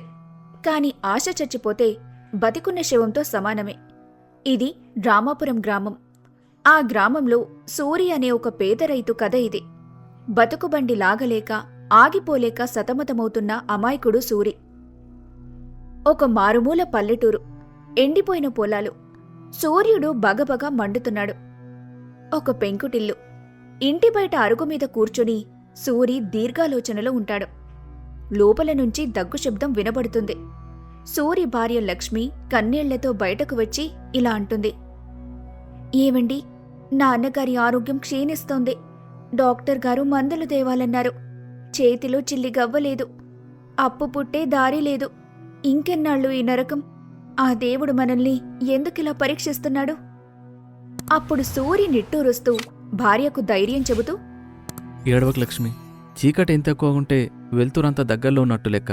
ఏదో ఒక దారి దొరుకుతుందిలే. ఎప్పుడు చూడు అదే మాట. మన పెళ్లైనప్పటి నుండి ఇదే మాట వింటున్నాను. దారి దొరుకుతుంది, దారి దొరుకుతుంది అని. ఎక్కడుంది మీరు చెప్పే ఆ దారి? ఊర్లో ఆ భూస్వామి రుద్రయ్య గారి అప్పు తీర్చలేక సతమతమవుతున్నాం. రేపుదయం డబ్బుల కోసం ఆయన వస్తే మనమేం చెప్పాలి? ఇల్లు ఖాళీ చేసి వెళ్ళిపోదామా? కంగారు పడక లక్ష్మి, రేపు పొద్దున ఏం జరుగుతుందో ఎవరికి తెలుసు? ఏమో, గుర్రం ఎగరవచ్చు. ఏంటి, గుర్రం ఎగురుతుందా? మీకు పిచ్చిగాని పట్టిందా అండి? కష్టాల్లో ఉంటే ఈ సామెతలేంటండి? పిచ్చి కాదు లక్ష్మి, నమ్మకం. చెప్తాను విను. పూర్వం ఒక రాజుగారు ఒక ఖైదీకి మరణశిక్ష విధించారు. అప్పుడు ఆ ఖైదీ రాజుతో, రాజా, నాకొక సంవత్సరం గడివివ్వండి, మీ గుర్రానికి ఎగరడం నేర్పిస్తాను అన్నాడు. రాజు ఆశ్చర్యపోయి సరే అన్నాడు. జనం ఆ ఖైదీని అడిగారు, నువ్వేమైనా పిచ్చోడివా? గుర్రం ఎగురుతుందా అని. అప్పుడా ఖైదీ అన్నాడు, ఒక సంవత్సరంలో రాజుగారు పోవచ్చు, లేదా నేను పోవచ్చు, లేదా గుర్రం చావచ్చు, లేదంటే నిజంగానే గుర్రం ఎగరవచ్చు. ప్రయత్నం చేస్తే పోయేదేముంది అని అన్నాడు. నా నమ్మకం కూడా అంతే లక్ష్మి. రేపేం జరుగుతుందో ఎవరికి తెలుసు అని అనగానే ఆ మాటలకు విసుగొచ్చి లక్ష్మి కోపంగా ఇంటి లోపలికి వెళ్ళిపోతుంది.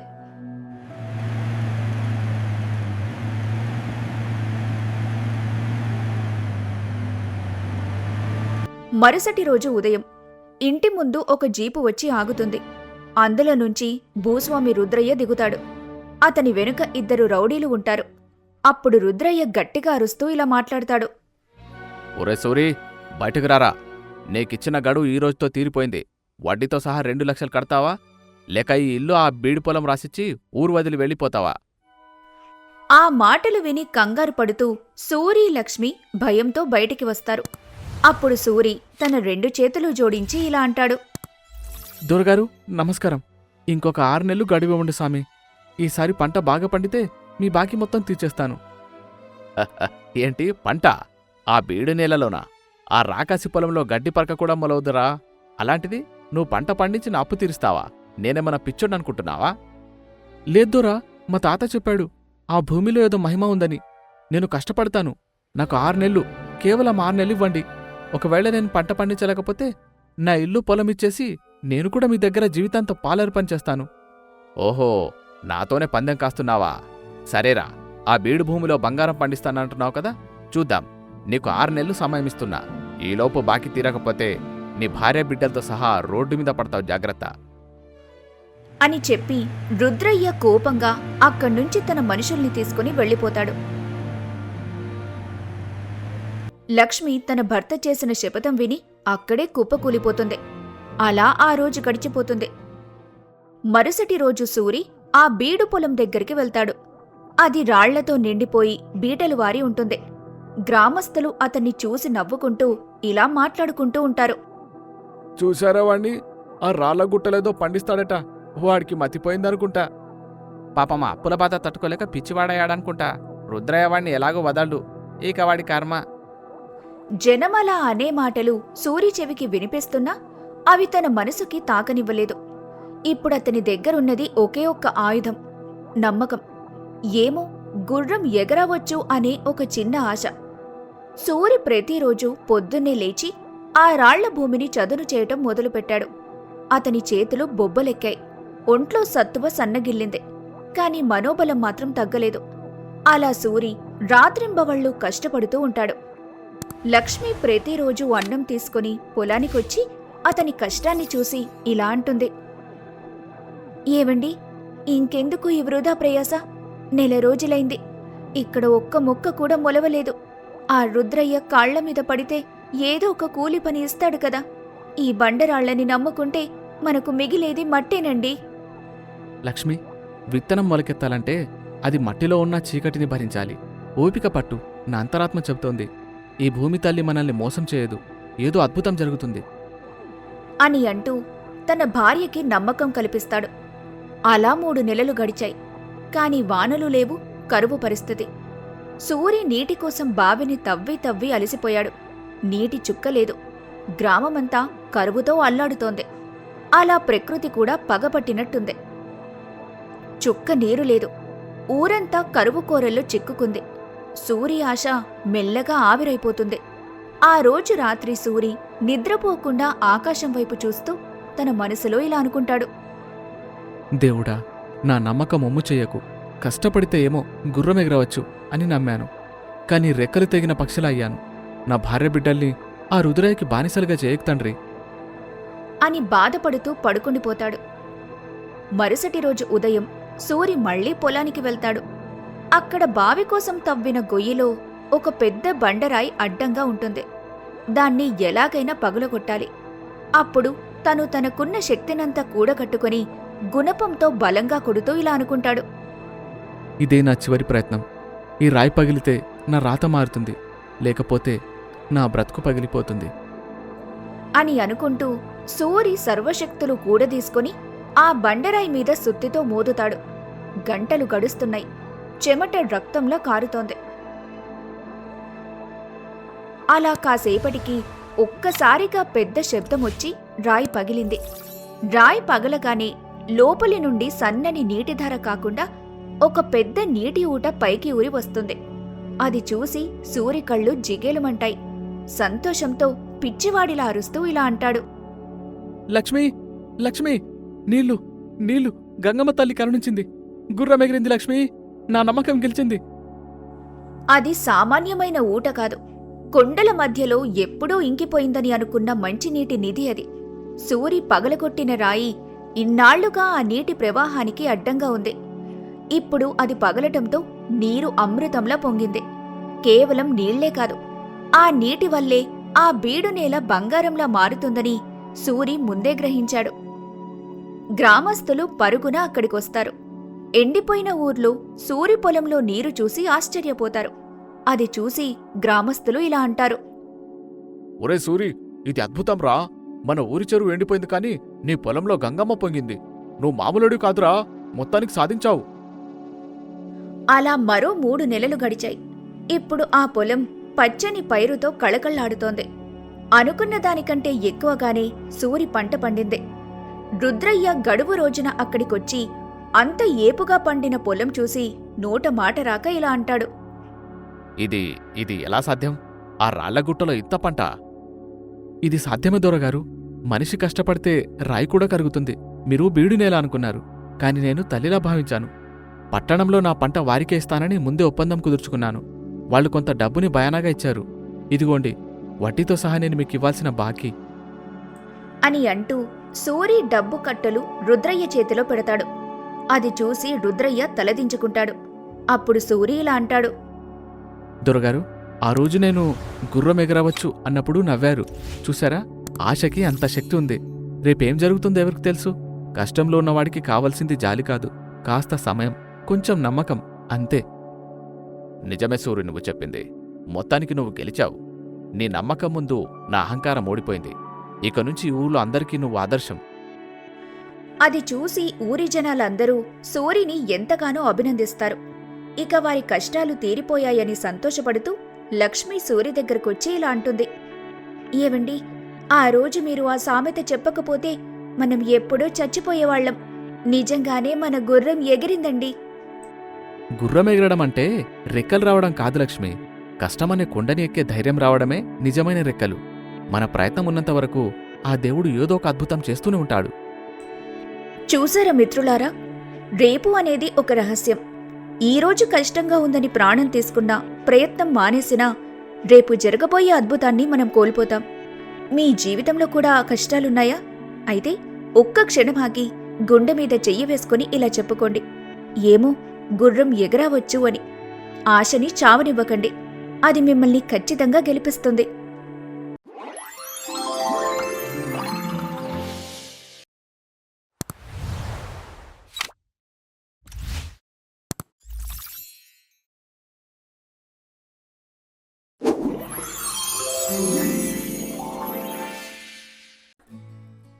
అనగనగా చంద్రగిరి అనే ఊరిలో భూపతి అనే ఒక జమీందారు ఉండేవాడు. ఆయన ఆ చుట్టుపక్కలున్న 10 ఊర్లలో అతిపెద్ద భూస్వామి. ఆయన ఇల్లు ఇంద్రభవనంలో ఉండేది. ఇంటి నిండా నౌకర్లతో భోగభాగ్యాలకు సుఖసంతోషాలకు లోటు లేకుండా ఉండేవాడు. ఆయన బంగళా వెనుక ఒక అద్భుతమైన పూల తోట ఉంది. ఆ తోటను చూసుకోవడానికి రంగడు అనే తోటమాలి ఉండేవాడు. రంగడు నిరుపేద. అతనికి ఉండటానికి ఆ జమీందారిచ్చిన ఒక చిన్న గుడిసె, తినడానికి చద్దన్నం, జొన్న రొట్టెలు తప్ప ఆస్తిపాస్తులు ఏవీ లేవు. కాని అతని ముఖంలో ఎప్పుడూ ఒక దివ్యమైన కళ, పెదవుల మీద చిరునవ్వు, గొంతులో మధురమైన పాట ఉండేది. ఒకరోజు ఉదయం ప్రతిరోజులాగే రంగడు ఇలా హాయిగా పాట పాడుకుంటూ జమీందారి పూల తోటలో పూల మొక్కలకు నీళ్లు పోస్తూ ఉంటాడు.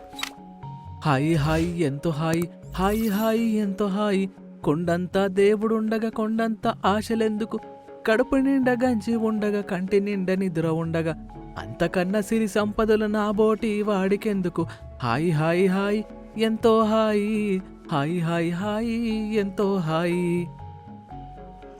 అంటూ పాడుతూ రంగడు తన పని ముగించుకొని సాయంత్రం ఇంటికి వెళ్తాడు. భార్య లక్ష్మి చిరునవ్వుతో ఎదురొచ్చి ఇలా అంటుంది, ఏవండి వచ్చారా? ఈరోజు తోటలో ఆ మల్లెపూలు ఎంత బాగా పూసాయో, మీ మొహంలో కూడా అంతే ఆనందం కనిపిస్తోంది. అవునే లక్ష్మి, ఆ చెట్లే నా బిడ్డలు. అవి నవ్వుతుంటే నాకు కడుపు నిండిపోతుంది. అన్నట్టు ఈరోజు మన ఇంట్లో వంటేమిటి? పెద్దగా ఏమీ లేదండి. నిన్నటి పచ్చడి, వేడివేడి అన్నముంది. రండి ఇద్దరం తిందాం. అంతకంటే మిష్టాన్న భోజనం ఇంకా ఏముంటుంది? పద అని అంటూ ఇద్దరూ ఆరుబయట వెన్నెల్లో కూర్చొని నవ్వుకుంటూ భోజనం చేస్తారు. వారి నవ్వులు ఆ రాత్రి నిశ్శబ్దంలో మారుమోగుతాయి. ఇదిలా ఉండగా సకల సౌకర్యాలు గల తన భవంతి బాల్కనీలో జమీందారు భూపతి పట్టుపరుపుల మీద పడుకున్నా నిద్ర రాక అటూ ఇటూ దొర్లుతూ ఉంటాడు. దూరంగా రంగడి ఇంటివైపు నుండి వస్తున్న నవ్వులు అతనికి వినిపిస్తాయి. అది విని విసుక్కుంటూ తన బాల్కనీలోకొచ్చి రంగడి గుడిసెవైపు చూస్తూ ఇలా అనుకుంటాడు, ఏమిటిది? అర్ధరాత్రి దాటింది, నాకు నిద్ర రావడం లేదు. కాని ఆ గుడిసెలో ఉన్నవాడు మాత్రం అంత హాయిగా ఎలా నవ్వుకోగలుగుతున్నాడు? వాడికి రేపటి గురించి అంత చింత లేదా? పన్నులు కట్టాలనే భయం లేదా? నాకేమో ఇరుగు పొరుగు జమీందార్ల భయం, నా ఖజానా నిండుతుందో లేదో అన్న దిగులు. అసలు వాడి సంతోషానికి రహస్యమేమిటి అని ఆలోచిస్తూ ఉండిపోతాడు. అలా ఆ రాత్రి గడిచిపోతుంది. మరుసటి రోజు ఉదయం జమీందారు తన ఆస్తి లెక్కల లావాదేవీలు చూసే కరణం సుబ్బిశెట్టిని పిలిచి అతనితో ఇలా అంటాడు, ఇలా చూడు కరణం, నాకు ఒక సందేహం. నేను చుట్టుపక్కల ఉన్న 10 ఊర్లలో అత్యంత ధనికుడినైన జమీందార్ని. నాకు లేని భోగభాగ్యాలు లేవు, కాని నా మనసులో శాంతి లేదు. అదే నా తోటమాలి రంగడు రోజు కూలికి బతికేవాడు. వాడు నిత్యం నవ్వుతూ పాడుతూ ఉంటాడు. వాడి ఆనందానికి కారణమేమిటి? ఆ మాటలకి కరణం చిరునవ్వుతో ఇలా అంటాడు, అయ్యగారు, కారణం చాలా చిన్నది. రంగడు ఇంకా 99 వలలో పడలేదు కదా. 99 వాలా అంటే ఏమిటి? అయ్యా, అది అనుభవపూర్వకంగా తెలుసుకోవాల్సిందే తప్ప మాటల్లో చెప్పలేను. మీరు అనుమతిస్తే ఈ రాత్రికే రంగడికి ఆ పరీక్ష పెడదాం. ఆ పరీక్షకు జమీందారు ఒప్పుకుంటాడు. రాత్రి సమయం అందరూ నిద్రపోయాక కరణం ఒక సంచిని రంగడి గుడిసె గుమ్మం ముందు పెట్టి ఇంటి తలుపు తట్టి జమీందారుతో కలిసి చాటుగా చూస్తుంటాడు. కరణం చెప్పినట్టే ఆ సంచిలో సరిగ్గా 99 బంగారు నాణాలను ఉంచాడు. ఒక్క నాణం తక్కువగా ఉంచడమే ఆ వల యొక్క రహస్యం. ఆ శబ్దం విని రంగడు తలుపు తీస్తాడు. ఎవరా శబ్దం చేసిందని బయటికొచ్చి చూస్తూ ఉండగా అతని కాలికి ఆ సంచి తగులుతుంది. ఇదేంటి, ఈ సంచి ఇక్కడుంది, ఎవరిదిది అని అనుకొని దాన్ని చేతిలోకి తీసుకొని అటూ ఇటూ చూసి దాన్ని తెరిచి చూస్తాడు. అతనికి ఒక్కసారిగా కళ్ళు జిగేలుమంటాయి. అప్పుడతను ఆశ్చర్యంతో తన మాటలు ఎవ్వరికీ వినిపించకుండా లక్ష్మితో గుసగుసగా ఇలా అంటాడు. లక్ష్మి, లక్ష్మి, ఇటురా, చూడు ఇక్కడేముందో. ఆ దేవుడే మన పేదరికపు కష్టాలు తీర్చడానికి ఈ బంగారు నాణాలు పంపినట్టున్నాడు. అప్పుడు లక్ష్మి దాని వెనకాల ఏదో సమస్య దాగి ఉందేమో అనే భయంతో రంగడితో ఇలా అంటుంది. ఏవండి, మనకెందుకివన్నీ? ఎవరైనా మర్చిపోయారేమో. ఇది మన సొమ్ము కాదు కదా. పిచ్చిదానా, మన గుమ్మం ముందే ఉంది కదా, అంటే మనదే. ఆగు, లెక్క పెడతాను అని అంటూ రంగడు నాణాలను నేలమీద పోసి లెక్క పెట్టడం మొదలు పెడతాడు. 1 2 3 4 5 10 40 50 98 99. ఇదేంటి, లెక్క తప్పుతుందేమో, మళ్ళీ లెక్క పెడతా అని అనుకుంటూ మళ్లీ లెక్క పెడతాడు. కాని మళ్లీ 99 మాత్రమే లెక్కకొస్తాయి. అది చూసి అయోమయంతో ఇలా అనుకుంటాడు. విచిత్రంగా ఉందే, ఎవరైనా ఇస్తే మొత్తంగా 100 ఇస్తారు, కానీ 99 ఎందుకు ఇస్తారు? ఖచ్చితంగా ఒక నాణెం ఎక్కడో కింద పడిపోయి ఉంటుంది. లక్ష్మి, దీపం తీసుకురా, అంతా వెతుకుదాం అని అంటూ రంగడు లక్ష్మి కలిసి ఇల్లంతా వెతుకుతారు. మంచం కింద, పొయ్యి వెనుక, పెరట్లో. కాని ఆ ఒక్క నాణెం దొరకదు. అప్పుడు రంగడు అసహనంతో విసుగు చెంది కోపంగా ఇలా అంటాడు. ఛ, ఆ ఒక్క నాణెం ఎంత వెతికినా ఎక్కడా దొరకడం లేదు. ఆ ఒక్క నాణెం ఉంటే సరిగ్గా 100 అయ్యేవి. 100 ఉంటే మనం ధనవంతులమైపోయేవాళ్ళం. ఎలాగైనా ఒక్క నాణెం సంపాదించాలి అని తన మనసులో అనుకుంటాడు. అలా ఆ ఒక్క నాణెం రంగడి మనశ్శాంతిని దొంగలించింది. ఉన్న 99 నాణేల గురించి సంతోషపడటం మానేసి లేని ఆ ఒక్క నాణెం గురించి రంగడు ఆలోచించటం మొదలుపెట్టాడు. అలా రోజులు గడుస్తాయి. రంగడు తోట పనికి వెళ్తాడు. కాని ఎప్పటిలా పాట పాడటం లేదు. చెట్లకు నీళ్లు పోయడం మర్చిపోయి ఏదో ఆలోచిస్తూ ఉంటాడు. అప్పుడు ఆ జమీందారు తన బాల్కనీలో నుంచి అతన్ని చూస్తూ కరణంతో ఇలా అంటాడు. చూశావా కరణం, 2 రోజుల నుండి తోటలో తన పాట వినిపించడం లేదు. రంగడు సరిగ్గా పని కూడా చేయడం లేదు. ఏమైంది? అయ్యా, ఇప్పుడే కదా ఆట మొదలైంది, ముందు ముందు చూడండి అంటూ కరణం జమీందారు వైపు చూసి నవ్వుతాడు. జమీందారు ఏం జరుగుతుందో అర్థం కాక అయోమయంలో ఉండిపోతాడు. ఇటు రంగడు సాయంత్రం తోటలో తన పని ముగించుకొని ఇంటికొస్తాడు. లక్ష్మి అతనికి ఎదురొస్తుంది. రంగడి ముఖంలో ఉన్న అలసటను చూసి తనతో ఇలా అంటుంది. ఏవండి, చాలా అలసిపోయినట్టున్నారు. కాసేపు పిల్లలతో ఆడుకోండి, ఇంతలో వంట చేసి భోజనం పెడతాను. ఆ మాటలకు రంగడు విసుగ్గా లక్ష్మిపై అరుస్తూ ఇలా అంటాడు. ఆడుకోవాలా? నాకిక్కడ ప్రాణం పోతుంటే నీకు పిల్లలాటలు కావాల్సొచ్చిందా? ఆ 100 నాణం ఎలా సంపాదించాలా అని నేను తల పగలగొట్టుకుంటుంటే నీకు ఆటలా ఉందా? ఈ రోజు నుండి మనం ఖర్చులు తగ్గించుకోవాలి. నువ్వు కూరలో నూనె తక్కువ వేయి, రాత్రికి దీపం త్వరగా ఆపేయి. మనం ఆ ఒక్క నాణెం సంపాదించే వరకు నిద్రపోకూడదు. ఏవండి, మన దగ్గరున్న 99 చాలవా? వాటితో మనం జీవితాంతం రాజభోగాలు అనుభవించొచ్చు కదా. నీకు తెలియదే పిచ్చిదానా, 99 అంటే అసంపూర్ణం, 100 అంటేనే సంపూర్ణం. ఆ హోదా వేరు. నువ్వు నోరు మూసుకొని నేను చెప్పినట్టు చేయి అంటూ చిరాకు పడుతూ ఆరుబయటే కూర్చుండిపోతాడు. రంగడు రాత్రంతా నిద్రపోకుండా ఆ సంచిని పట్టుకొని కూర్చుంటాడు. దొంగలు వస్తారేమో అని భయం. కళ్ల కింద నల్లటి వలయాలు వస్తాయి. అలా వారం రోజులు గడుస్తాయి. అటు రంగడు బాగా చిక్కిపోయి ఉంటాడు. అతని మొహంలో చిరునవ్వు మాయమై కోపం, చిరాకు కనిపిస్తుంటాయి. ఇటు తోటలో పూలు వాడిపోతుంటాయి. రంగడు అవన్నీ ఏమీ పట్టించుకోకుండా ఏదో ఆలోచిస్తూ ఇలా ఒక శిలలా నిల్చొని ఉంటాడు. అప్పుడు ఆ జమీందారు అక్కడికొచ్చి రంగడిని చూసి ఇలా అంటాడు. ఒరే రంగడు, ఏమైంది నీకు? ఒకప్పుడు నీ పాటతో ఈ తోట కలకలలాడేది. ఇప్పుడు నువ్వు నవ్వడమే మానేశావు. చెట్లు కూడా పువ్వులు పోయడమే లేదు. నీ ఆరోగ్యం కూడా పాడైనట్టుంది.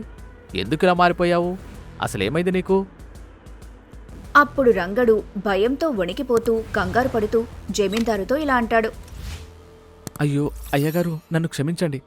నాకు కొంచెం పనులు ఎక్కువయ్యాయి అంతే. త్వరలో అన్నీ సర్దుకుంటాయి. ఇక నుంచి ఇంకా ఎక్కువ కష్టపడి పనిచేస్తాను. నన్ను నమ్మండి అని చెప్పి రంగడు అక్కడ్నుంచి వెళ్ళిపోతాడు. అతని వాలకం చూసి జమీందారు ఆలోచనలో పడతాడు. అలా చీకటి పడిపోతుంది. ఆ రోజు రాత్రి రంగడు మళ్లీ నాణేలు లెక్క పెడుతుంటాడు. అది చూసిన లక్ష్మికి కోపం. అక్కడికొచ్చి గట్టిగా అరుస్తూ రంగడితో ఇలా అంటుంది. ఇంకా ఎంతకాలం ఈ పిచ్చి మీకు? ఆ సంచి మన ఇంటికి వచ్చినప్పటి నుండి మన ఇంట్లో నవ్వులే కరువయ్యాయి. మీకు మనశ్శాంతి లేదు. మీరు పాట పాడటం మానేశారు. పిల్లల్ని దగ్గర తీసుకోవడమూ మానేశారు. కడుపు నిండా తిండి లేదు, కంటి నిండా నిద్ర లేదు. ఈ డబ్బు మనకు సంతోషాన్ని ఇవ్వలేదు సరికదా, ఉన్న సంతోషాన్ని కూడా లాగేసుకుంది. నాకిప్పుడే మన పాత జీవితం కావాలి. ఈ సంచిని ఎక్కడ దొరికిందో అక్కడ పారేయండి అని అన్న లక్ష్మి మాటలు రంగడి గుండెల్లో నాటుకున్నాయి. నిజమే కదా, 99 నాణేలున్నా ఏమీ లేని దరిద్రుడిలా బతుకుతున్నాడు. గతంలో చిల్లి గవ్వలేనప్పుడు మహారాజులా బతికాడు. అలా లక్ష్మి మాటలతో అతడి మనసులో పశ్చాత్తాపం మొదలైంది. అప్పుడు తను లక్ష్మితో ఇలా అంటాడు. నిజమే లక్ష్మి, ఈ 99 నాణేల ఆశలో పడి నా దగ్గరున్న 100% సంతోషాన్ని పోగొట్టుకున్నాను. ఇది సిరి కాదు, ఇదొక ఉచ్చు, మనశ్శాంతిని మింగేసే భూతం అని చెప్పి ఆ మరుసటి రోజు ఉదయం రంగడు ఆ సంచిని తీసుకుని జమీందారు దగ్గరికి వెళ్తాడు. జమీందారు తన భవనంలో కూర్చొని కరణంతో లావాదేవీల గురించి చర్చిస్తూ ఉంటాడు. అప్పుడు రంగడు అతనితో ఇలా అంటాడు. అయ్యగారు, ఇది మీ పనేని నాకు అర్థమైంది. మీ కరణం గారు ఆ రోజు నా ఇంటివైపు రావడం నేను గమనించాను. ఇదిగోండి మీ 99 నాణేలు. ఎందుకు ఈ బంగారు నాణేల్ని తిరిగిచ్చేస్తున్నావు రంగడు? అవి ఉంటే నువ్వు ధనవంతుడివి కదా, ఎందుకు వెనక్కిచ్చిస్తున్నావు? అయ్యా, ఈ ధనం నా దగ్గర లేనప్పుడు ఈ గాలి, ఈ పూలు, నా భార్యాబిడ్డల నవ్వులు, నా పాట అన్నీ నావే అనిపించేవి. నేను ఈ ప్రపంచానికి రాజులా అనిపించేవాణ్ణి.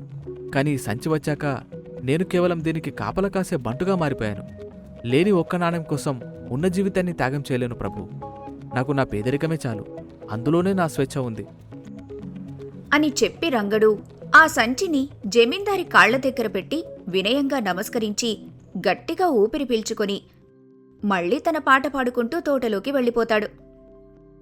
హాయి హాయి హాయి ఎంతో హాయి, హాయి హాయి హాయి ఎంతో హాయి. అది చూసిన జమీందారు కరణంతో ఇలా అంటాడు. చూశావా కరణం, వాడు ఎంత సంతోషంగా ఉన్నాడు? నాకిప్పుడు అర్థమైంది కరణం గారు, మీరు చెప్పిన ఆ 99 వల వెనుక ఉన్న రహస్యం. నేను కూడా వాడిలాగే 99 తర్వాత 100 వస్తుందని ఆశపడ్డాను. కానీ 99 దగ్గర ఆగిపోవడంలోనే నిజమైన తృప్తి, నిజమైన ఆనందం ఉందని ఇప్పుడు రంగాన్ని చూస్తుంటే నాకు అర్థమవుతుంది. అవునయ్య గారు, అత్యాశ అనే వలలో పడనంతవరకే మనిషి స్వేచ్ఛగా ఉండగలడు. మీరు చెప్పింది అక్షర సత్యం కరణం గారు. ఎన్నాళ్లకు నా కళ్ళ కట్టి ఉన్న అత్యాశ అనే మంచు తెరవెడిపోయింది. దీనికి కారణమైన మీ సహాయానికి నా హృదయపూర్వక కృతజ్ఞతలు. ఉన్నదానితో తృప్తి చెందని వాడికి ఎంత సంపాదన వచ్చినా పేదవాడిగానే మిగిలిపోతాడు. సంతోషమే నిజమైన సంపద.